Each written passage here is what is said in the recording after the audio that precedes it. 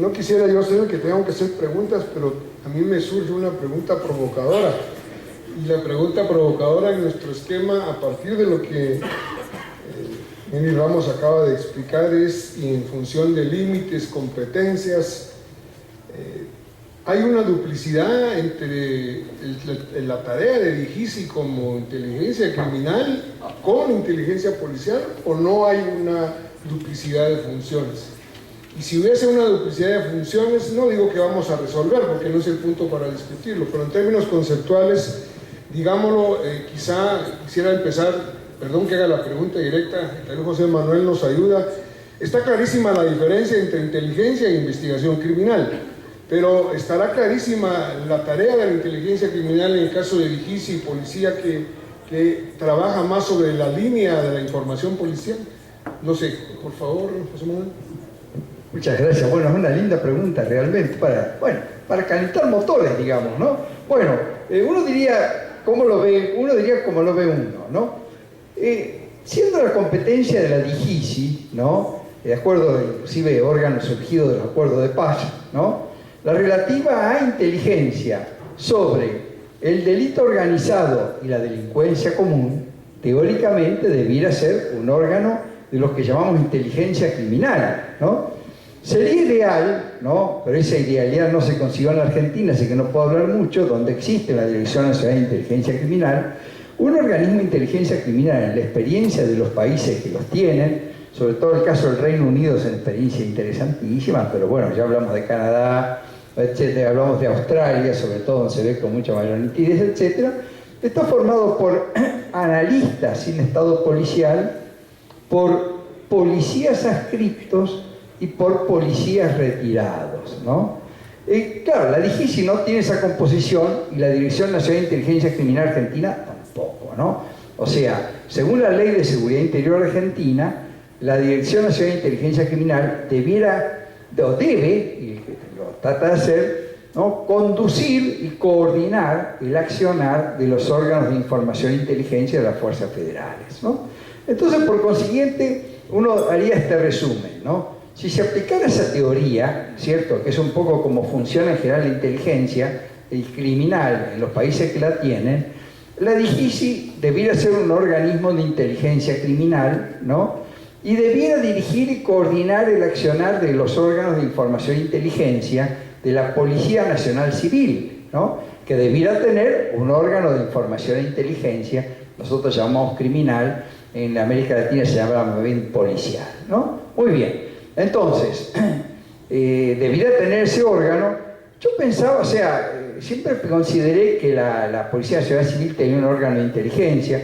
Recuerdo haber escuchado hablar de la CRADIC, o sea, el Centro de Recopilación y Análisis, ¿no?, de Información Criminal, ¿no? Es decir, que tenía un órgano de inteligencia, y un poco el comentario que me llegaba es que la Policía Nacional Civil por una parte y la DIGISI por la otra no actuaban demasiado coordinadamente, ¿no? Tema que, signo de pregunta interesante, menos mal que aquí tenemos una persona más que experta, ¿no es cierto?, el director general reciente, ¿no?, de la Policía Nacional Civil para explicarnos, ¿no? Pero entonces, resumiendo, uno diría, no hay duplicidad, o no debiera haber duplicidad, dado que la DIGISI le debiera suministrar a la Policía Nacional Civil información e inteligencia criminal, ¿no?, para lo cual sería ideal que su composición incluyera también, como decíamos, ¿no?, policías adscriptos, policías retirados, ¿no?, además de contar con analistas sin estado policial, y que funcionaran vamos a decir, en una coordinación, ¿no?, ejerciendo una dirección funcional, la DIGISI, pero contando también la Policía Nacional Civil con órganos de inteligencia.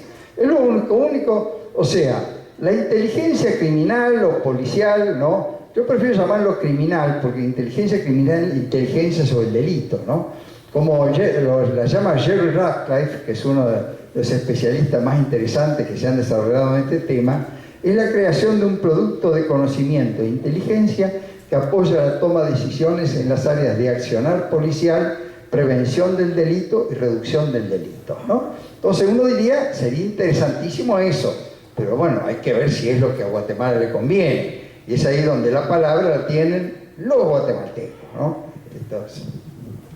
No sé si alguien quisiera comentar sobre eso. Ahora sí. Bueno, en este país en donde la inequidad es norma, podemos simplemente haciendo una comparación. En materia de seguridad exterior, las Fuerzas Armadas tienen incluso rango constitucional con su capítulo específico y por supuesto a nivel de dirección desde la perspectiva ministerial. Por el contrario, la seguridad interior es una dirección dentro de un ministerio que tiene una enorme diversidad de funciones y de responsabilidades. Es decir, el Ministerio de Gobernación, a la vez que tiene la actuaría del Estado, tiene la responsabilidad de las gobernaciones departamentales, dentro de una de sus funciones tiene a la dirección de la Policía Nacional Civil como el ente responsable de la seguridad interior, de la seguridad ciudadana, y la Dirección de Inteligencia Civil equiparada en rango a la propia Policía Nacional, a diferencia de un ejército con rango ministerial cuya Dirección de Inteligencia Militar está supeditada a la conducción general de las Fuerzas Armadas. Ahí ya entendemos y encontramos un nivel, por así decirlo, de inequidad en el caso de la propia Policía Nacional Civil, que no es el único. Está en la presupuestaria, está en una serie de circunstancias que la hacen, en mi opinión, ser una especie de cenicienta dentro del ámbito general del sistema de seguridad. Y ahí es donde encontramos entonces esa enorme deficiencia que nos plantea el comisario en cuanto a ciegas una policía que carece de las herramientas necesarias para tomar decisiones, desde la lógica del despliegue, es decir, de qué manera vamos a organizar el despliegue funcional de la Policía Nacional si no sabemos, por ejemplo, en dónde hay necesidad de concentrar determinado tipo de especialidad, incluso tomar decisiones en materia de acciones preventivas. Yo no creería que fuera en el sentido de antes de que se cometa un delito, porque entonces ya estamos viendo quién puede tener mentalidad de criminal para caerle, sino identificación de patrones de conducta criminal de cara a establecer mecanismos de prevención. Y esa falencia en la entidad a la que le damos la tarea de que garantice uno de los bienes fundamentales, que es la seguridad de la ciudadanía, entonces como sociedad, desde el punto de vista de nuestra responsabilidad, es una deuda que tenemos con esta institución, aparte de que hace siglos es necesario que se separen las funciones del Ministerio de Gobernación en materia de actividades administrativas internas y en materia de responsabilidad de conducción de la seguridad ciudadana. Bueno, yo tal vez sí quería agregar, porque justamente en mi última filmina, y no lo dije, cuando estaba haciendo la revisión de la institucionalidad, se queda muy corto el subsistema de inteligencia cuando solo se habla de DIGICI y de la Dirección de Inteligencia del Estado Mayor de la Defensa Nacional, porque sí es necesario ahondar en cuál es la coordinación o cuál es la comunicación entre la inteligencia policial y la DIGICI. Sin embargo, la DIGICI sí está orientada a la toma de decisiones en política pública, es decir, es la recolección de información para que el mando o quienes están a cargo puedan coordinar y puedan dirigir a través de la política pública la seguridad ciudadana. Mientras que la policía, la policía está a nivel nacional, está a nivel local, es la entrada al sistema de justicia, ¿verdad? Y es la que está más cerca del ciudadano. Entonces, es quizás, si podemos llamarle, una inteligencia operativa, porque es a nivel comunitario, es a nivel distrital. O sea, el policía tiene que, no solo es un receptor de información permanente por parte de los mismos ciudadanos, entonces debe analizar, debe tener la capacidad de analizar para después producir pequeñas, acciones en materia de prevención de la violencia, ¿verdad? No digamos ya el análisis de los delitos mayores que ya son transnacionales o son los delitos de criminalidad, como bien se dice. Entonces sí tiene sentido que exista una inteligencia policial. Lo que hay que tal vez establecer es cuál debería ser quizás un subsistema de inteligencia civil donde también esté la Dirección General de Inteligencia Civil y la inteligencia policial como un actor fundamental. Y digamos, por lo que decía Iduvina, no es casual, después de que vimos cómo estaba articulada la institucionalidad en materia de inteligencia, no es casual que desde su nacimiento la Policía Nacional Civil haya tenido detractores y siempre se quiera establecer, o sea, siempre se le quiera limitar porque es una competencia para otras instituciones de seguridad que prevalecen en el país. Entonces, no es casual que se le quite dinero al Ministerio de Gobernación para dárselo al Ministerio de la Defensa, no es casual. ¿Quién toma las decisiones? ¿Para qué se quiere el presupuesto? ¿Y cuál es el objetivo de los que toman las decisiones en materia de seguridad? Muy bien. Imposible resistirse, pero como es un espacio académico, hay que aprovechar. A ver, Policía Nacional Civil. Comparto el calificativo de cenicienta, en efecto, así hemos visto y muchas autoridades políticas han visto la Policía Nacional Civil como esa institución que pareciera que no sirve, pero es la primera a la que recurrimos en temas graves que afectan precisamente la seguridad de los guatemaltecos. Y en ese trato de inequidad quizá, de injusticia que en algún momento se le ha dado a la Policía Nacional Civil, la hemos utilizado para todo. Resulta que es una policía que en términos prácticos realiza tareas de inteligencia civil. Porque autoridades en su momento, no puedo decir si bien o mal, pues no se ha dispuesto cederle más de 300 policías a una Dirección General de Inteligencia Civil para que hagan inteligencia civil. Y ha dado extraordinarios resultados, me parece muy bien. No conforme todavía con el resultado en materia de investigación criminal, el Congreso de la República decretó, no tengo en mente el decreto, la creación de la Dirección General de Investigación Criminal. Otra dirección al mismo nivel jerárquico dependiente del Ministerio de Gobernación, pero con el mismo nivel de Policía Nacional Civil. Cuando la Policía Nacional Civil ya cuenta con una subdirección general de investigación criminal que integra más de 93 unidades especializadas, es decir, agentes especializados en las escuelas policiales nacionales y extranjeras en las que incluso la cooperación ha invertido muchísimo. ¿Será que los niveles de impunidad lo vamos a combatir creando, organizando, destinando recursos a otra dirección de investigación criminal? ¿O no será mucho más sensato fortalecer en los términos de recursos, de procesos, de capital humano, la Subdirección General de Investigación Criminal que ya está funcionando y que es la que permite, en conjunto con el Ministerio Público, la desarticulación de estructuras, megaestructuras criminales dedicadas a la extorsión, al secuestro, al robo de vehículos, al narcotráfico y en fin? Es una reflexión que le dejo. Hace tareas de inteligencia criminal, porque contamos con una división de métodos especiales de investigación criminal, que, iniciado un caso con la utilización de métodos a raíz de la consumación de un hecho criminal, realiza tareas de inteligencia, de recolección, utiliza métodos intrusivos legalmente autorizados que nos ha permitido en la práctica anticiparnos como institución policial cada año a veces hasta 800 ataques dirigidos por estructuras criminales en contra de la vida y la integridad física de ciudadanos. Realizamos tareas de investigación a través del GACI, que es la Unidad de Recolección, Análisis y Difusión de Información. Pero todas esas actividades dispersas de inteligencia civil a través de otra dirección, de apostarle o apoyarle a otra dirección de inteligencia o de investigación criminal como la DIGICRI, con recurso humano y logístico de la institución, con las mismas unidades propias de la institución, de DIMEI y GACRI, toda esa actividad dispersa.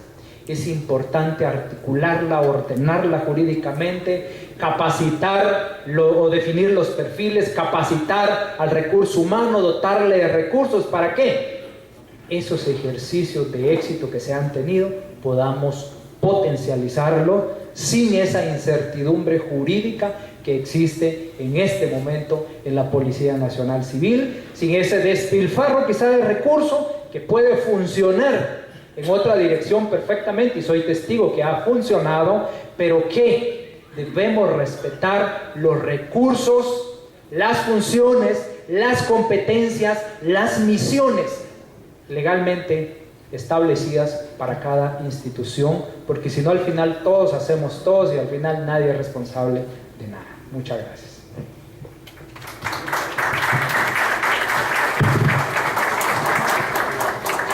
Bien, los organizadores me dirán cómo estamos de tiempo, pero hay todavía 2 preguntas. Surgieron otras preguntas que son más de coyuntura, que yo las voy a dejar un poco de lado porque la coyuntura nos lleva a decir muchas cosas. Pero hay 2 preguntas que son importantes que están acá y que enviaron. Una dice, ¿cuáles son las facultades imprescindibles que deben asignarse a los entes de control? Esto creo que es algo así como cuál es el mínimo que no puede faltar en un órgano de control, y va amarrada a esta pregunta si existe algún tipo de información secreta incluso para los órganos de control. Yo creo que en la misma secuencia, José Manuel, por favor. Bueno, realmente, como ya les he comentado, yo creo que el órgano de control de inteligencia, lo primero que tiene que tener acceso es a materias clasificadas, ¿no? Información clasificada en poder de los organismos de inteligencia. Tiene que tener acceso a los archivos, ¿no? A las bases de datos de los organismos de inteligencia, ¿no? Esto es fundamental. Si no se tiene esto, no se puede hacer control.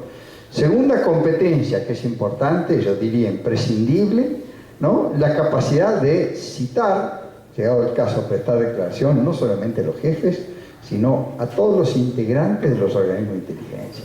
De allí hay otras facultades que, bueno, existen en algunas partes, en otras no, bueno, que es la relativa, bueno, a visita a las sedes de organismos de inteligencia, a realizar inspecciones, etc. Yo creo que son altamente deseables estas facultades. Admito que en algún caso no puedan estar, pero estas 2 que señalé es fundamental. Sin estas 2 facultades realmente no se puede hacer control de actividad de inteligencia, ¿no? A mi juicio, por lo menos. ¿Quisieran comentar algo? Sí, completamente de acuerdo con José Manuel. Yo creo que en materia de facultades, en todo caso, tendría que estar íntimamente relacionado con las facultades legales de cada uno de los entes de control. Por ejemplo, ojalá pudiésemos tener un sistema que planteara que en una especie de balance el organismo legislativo tuviese la facultad, por ejemplo, de ratificar las designaciones de los principales funcionarios de los organismos y los órganos de inteligencia, como facultades, por ejemplo. En el caso del control judicial, las facultades están determinadas no solo en materia de control sobre las autorizaciones para mecanismos, métodos intrusivos a la privacidad, pero también para persecución penal de aquellas acciones violatorias de la ley en el caso de los servicios de inteligencia. Y obviamente en el caso de la ciudadanía, las facultades están dadas a partir de todas y cada una de las garantías constitucionales y el ejercicio de todos y cada uno de los derechos de la ciudadanía. Todo lo que está contemplado en el marco de la ley, que como ciudadana me corresponde y puedo disfrutar y ejercer, asigna hasta cierto punto el tipo de facultades que en ese ámbito se puede establecer. En cuanto a prerrogativas, y en esta responderíamos a la segunda pregunta, en el marco de los límites establecidos también en cada una de las normativas atinentes, el acceso a la información. Y particularmente en las comisiones de control legislativo no puede haber información a la que estos órganos no tengan derecho de acceso. Y la propia ley de régimen interior del Congreso en la designación de las responsabilidades de la Comisión Especial de Comisión Nacional de Control e Inteligencia plantea que no hay ámbito al que esta comisión no pueda tener acceso. Si hoy día las y los diputados que la integran no acceden a la información es porque no quieren cumplir con su responsabilidad y con el mandato que la ley les otorga.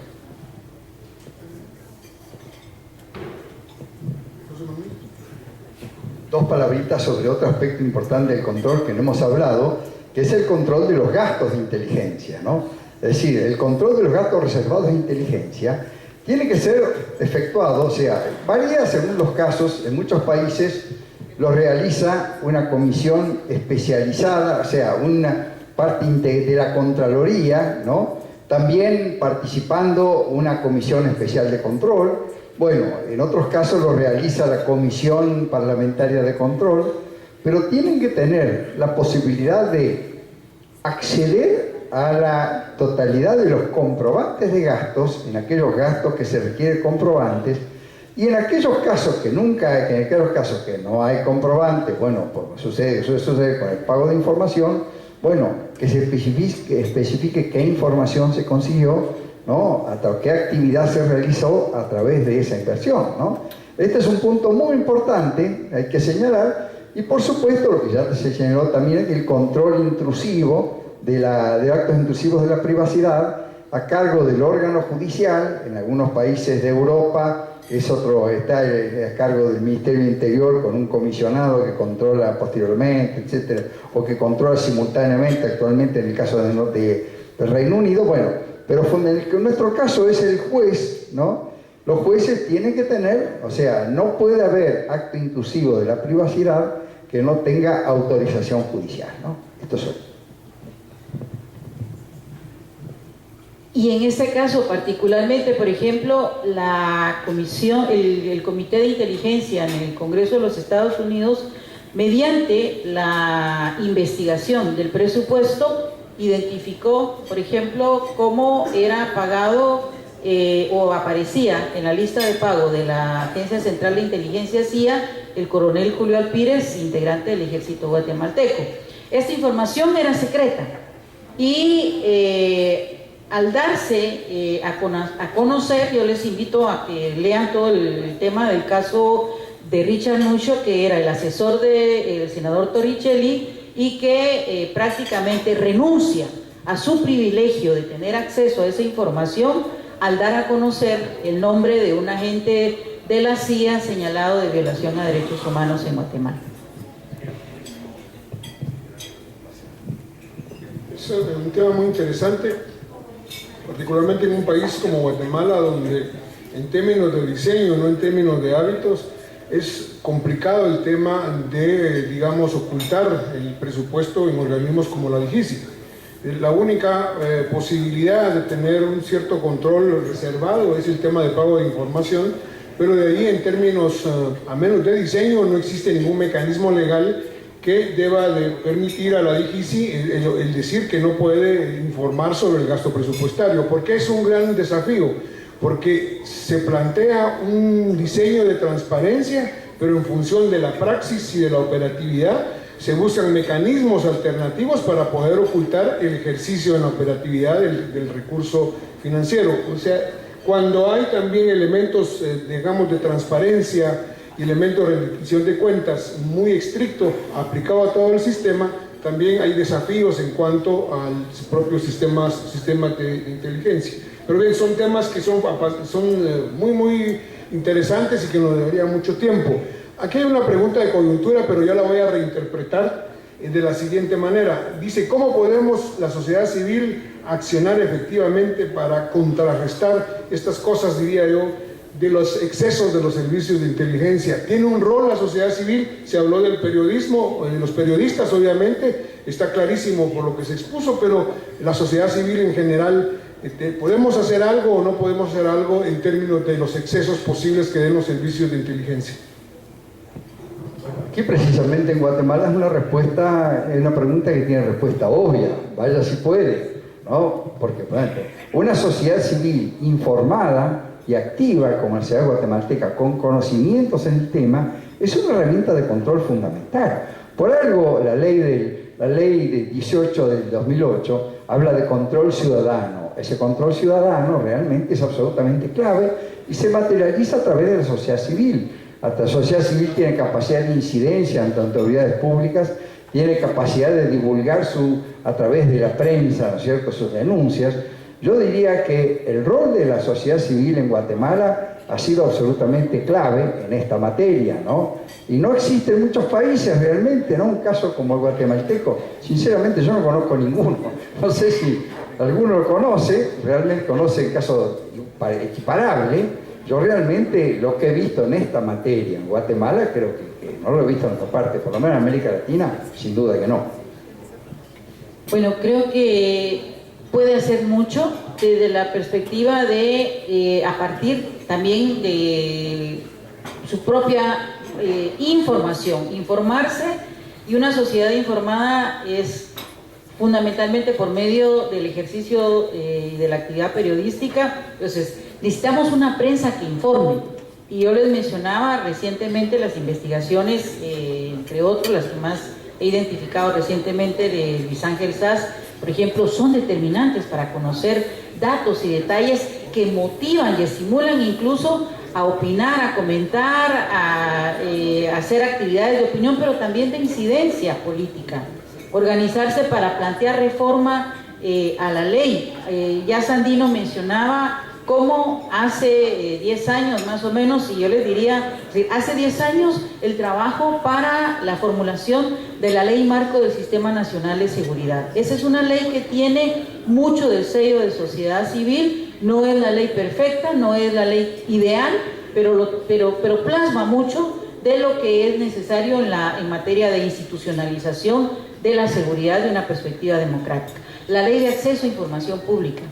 Es una ley que empieza a gestarse desde el año 2000, toma casi 10 años su aprobación, pero también tiene mucho de participación ciudadana. Digamos, allí hay una lógica de participación en materia de legislación, pero me robo mucho un término que utiliza Sandino, que es incidencia al revés o incidencia en negativo. Es decir, para impedir que se lleve a cabo algo. Me atrevería a mencionar, por ejemplo, el paso efímero, aún con pocos días, pero muy nefasto, pero finalmente efímero porque terminó fuera de la Dirección de Inteligencia Civil de Óscar Platero Trabanino, cuyo nombramiento en sí ya violentaba muchos de los principios y requerimientos que debía haber. No había error al cuestionar su nombramiento, porque en los pocos días que estuvo hizo pedazos mucho de la institucionalidad de control democrático interno y por supuesto dio paso a la utilización de mecanismos de vigilancia y control social desde una entidad que tenía que tener otro tipo de funciones. Allí es el escándalo que se levanta desde sociedad civil por ese nombramiento que da lugar también a su retiro. Es decir, el ámbito de acción del control ciudadano es mucho, requiere fundamentalmente información, formación, y en materia de información la prensa juega un rol fundamental. La próxima empiecen por acá porque no se vale, ya cuando uno llega para acá ya casi dijeron todo, ¿no? pero no, solo agregar algo más. Sí, ahora al revés. Ahora como ya tienen refracción ya estamos más relajados. Yo creo que el tema de la ley de acceso a la información es fundamental, pero el problema es que también no tenemos, o sea, aunque se pida, no necesariamente se da. Y ahí es la cuestión de hasta dónde hasta dónde llegan los límites del sí, del no, del secreto o del no secreto, porque tenemos el ejemplo claro de el Consejo Nacional de Seguridad, que plantea que el comisionado Iván Velázquez es una amenaza a la seguridad de la nación. Nosotros revisamos la agenda de amenazas y riesgos de la CIE y resulta pues que no está el comisionado Velázquez como amenaza, ¿verdad? tal vez si se quiere ver el tema de intromisión o si se quiere calificar así, pero sin embargo cuando se pide, o sea, existen reglamentos y cuando se pide dentro del reglamento dice que cualquier decisión del Consejo Nacional de Seguridad debe ser a través de un acta, o sea, debe levantarse un acta. Cuando se pide el acta de ese consejo, resulta que entonces empiezan los secretos. Esto es secreto nacional, esto no se puede porque de plano no existe el acta, ¿va? O si ahora tal vez ya la hicieron, pero por lo menos no existía cuando se pidió.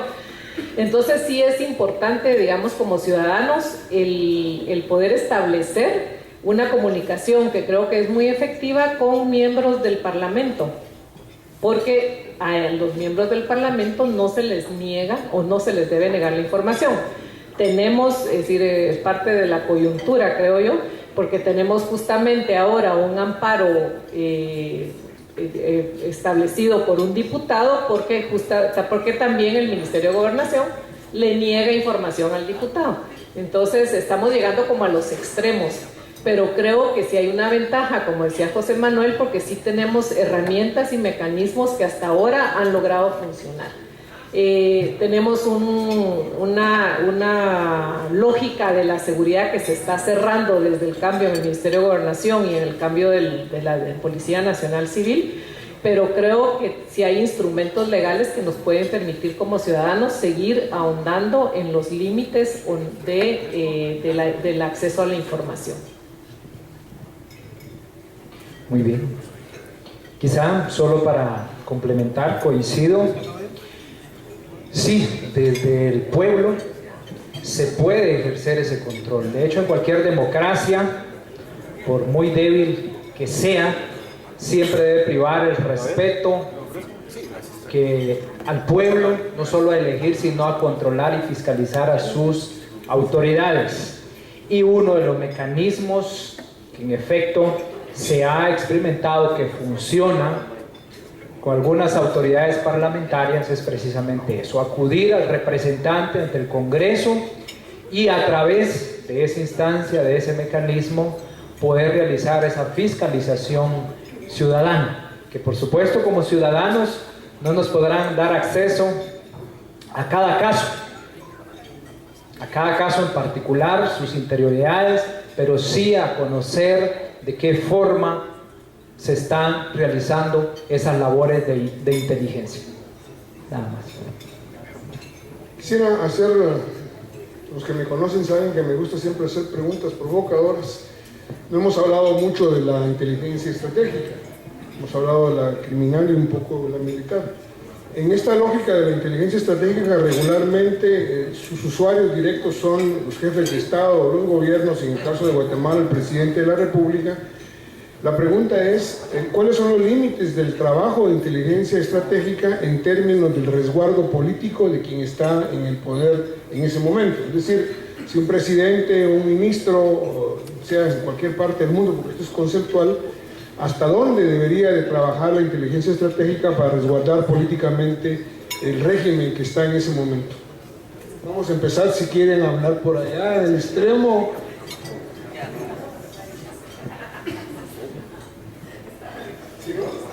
No, bueno, yo voy a empezar de este lado.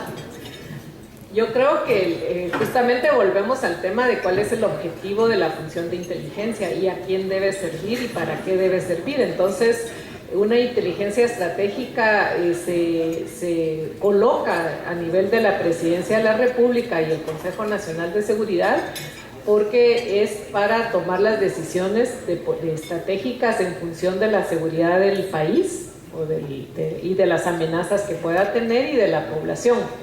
Ahí es donde el resguardo de la figura del presidente, eso corresponde a una lógica diferente de la seguridad, porque ahí volveríamos a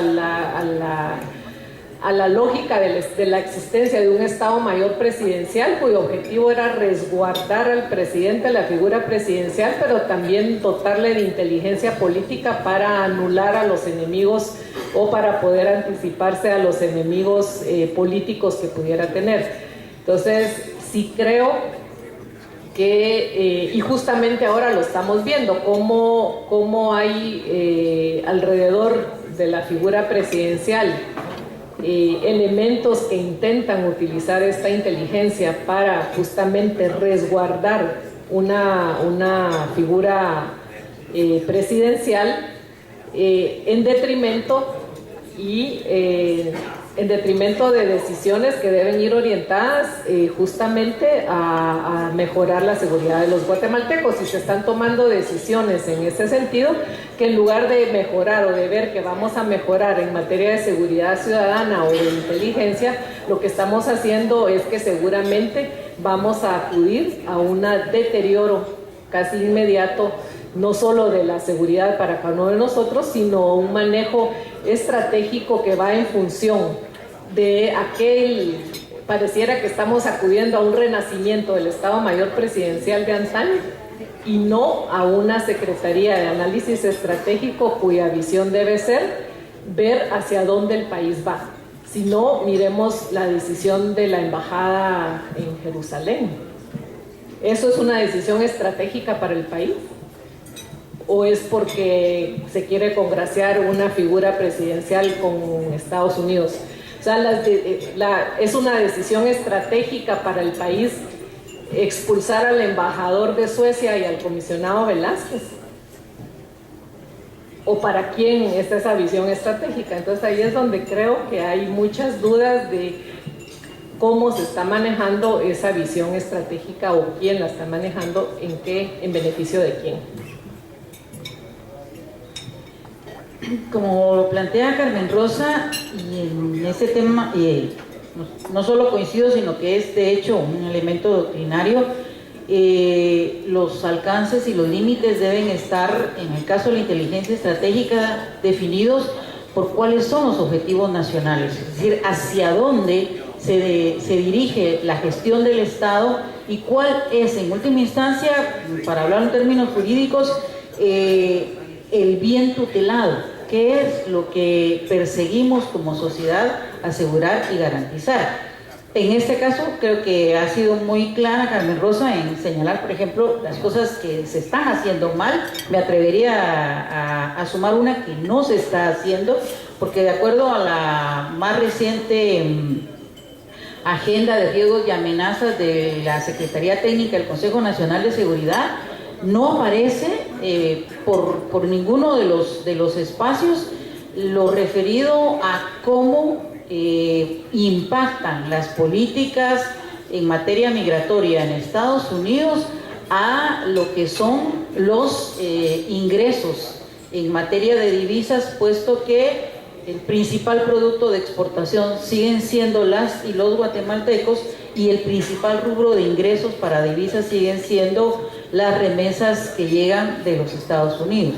Una cancelación rápida y masiva de eso obviamente va a tener un impacto en la economía, y es un tema que no está siendo considerado. Como sí aparece como principal factor de riesgo, con un alto nivel de impacto, la situación de la problemática de la tierra, securitizando en materia de conflictividad de la tierra la situación de las comunidades en un entorno en donde tenemos en menos de un mes más de 7 líderes campesinos asesinados sin que haya una investigación que identifique plenamente cuál es esta razón. Pero sí la problemática aparece securitizada como el principal nivel de riesgo, con un alto grado de impacto y prácticamente está en rojo en la agenda de la Secretaría Técnica del Consejo Nacional de Seguridad. Muchas gracias. Bueno, como diría Carmen Rosa, ya está todo dicho, ¿no?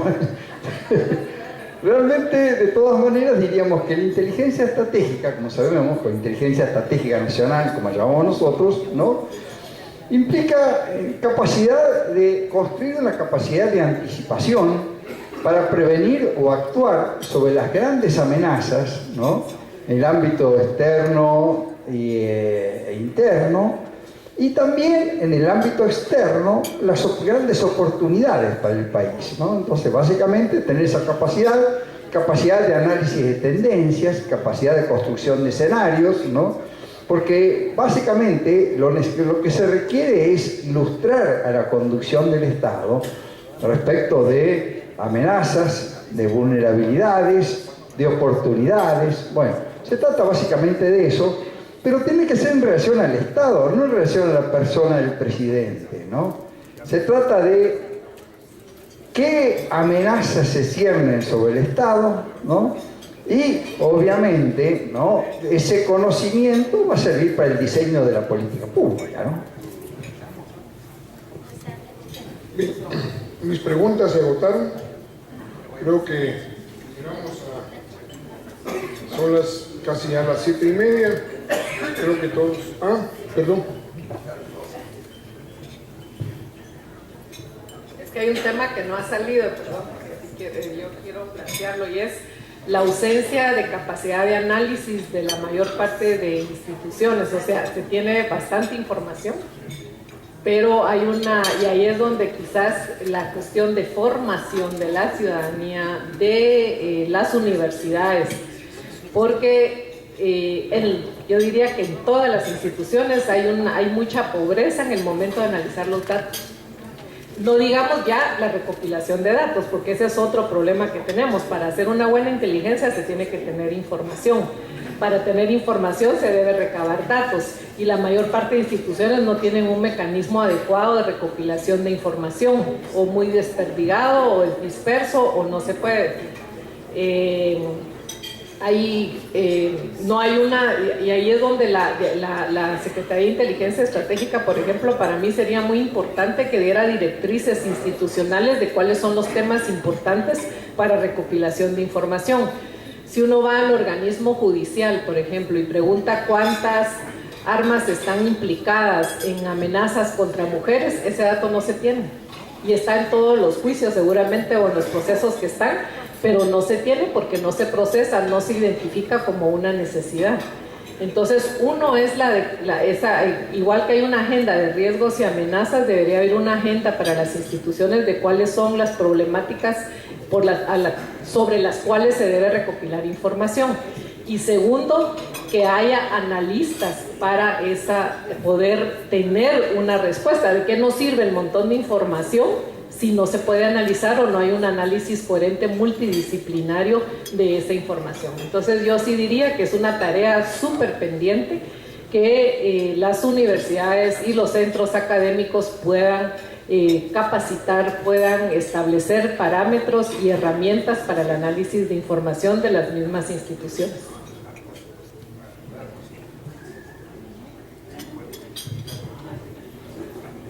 Damos por cerrado este evento. Muchas gracias por su asistencia.